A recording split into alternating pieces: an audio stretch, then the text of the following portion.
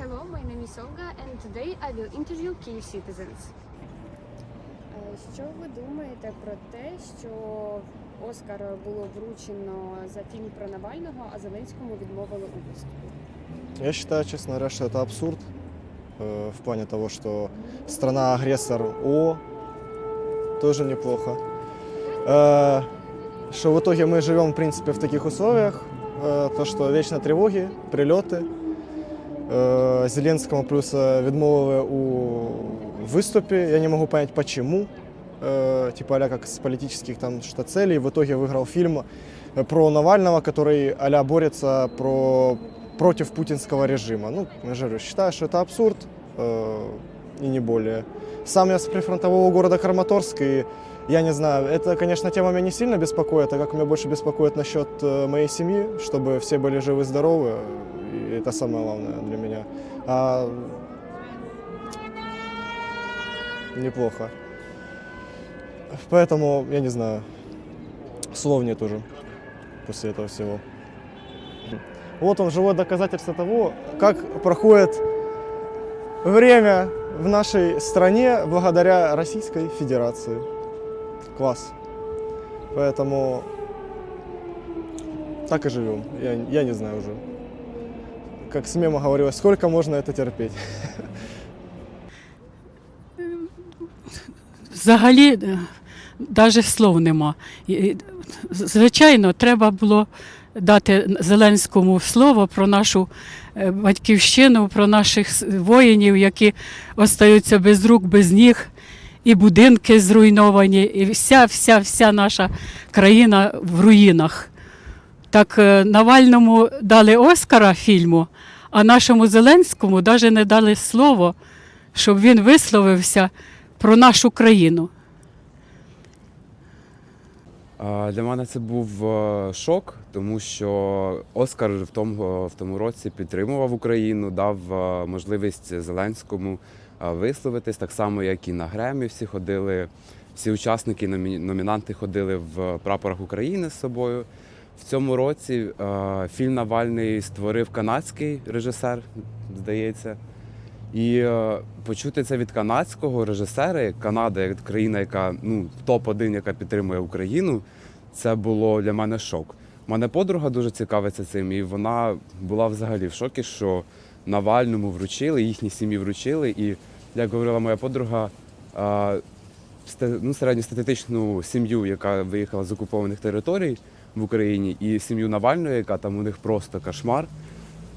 У мене немає слів. Навіть в Тіктокі можна було бачити всякі відео, що українці виставляють, правильно, молодець Навальний.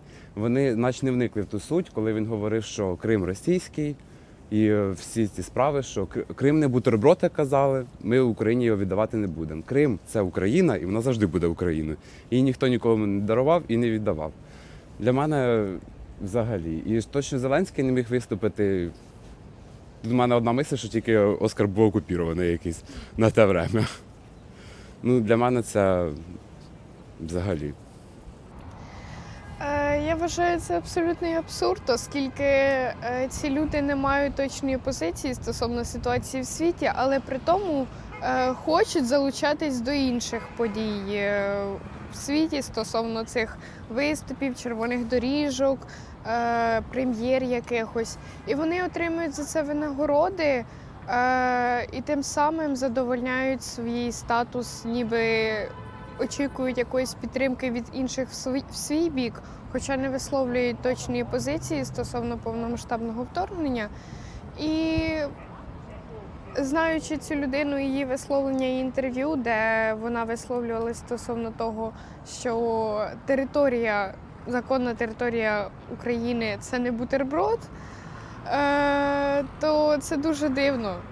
Я вважаю, потрібно нагадати всім тим, хто брав участь в розписі, кому буде видаватись нагорода, про ситуацію в країні і так далі.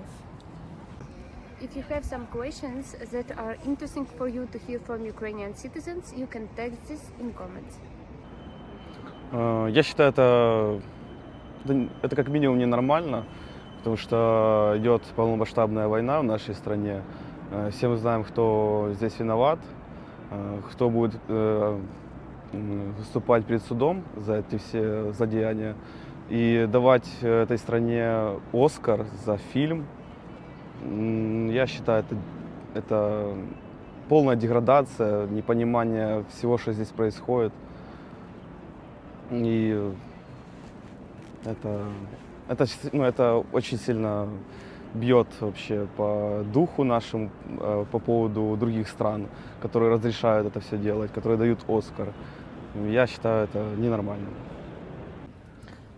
Я вважаю, що це було неправильно зі сторони організаторів Оскару, тому що в Зеленського була промова сильна, як і всі наші промови нашого президента. Дуже часто я в рекомендаціях TikTok бачила відео, де порівнювали користувачі Твіттеру. Зараз, секунду, я спомню на українській. Там, де українська сім'я постраждала від Путіна, там були ампутовані руки, ноги, і російська сім'я, яка також постраждала від Путіна, це сім'я Навального. Але що ми бачимо, що Оскар, можливо, в якійсь мірі підтримує Росію своїми діями.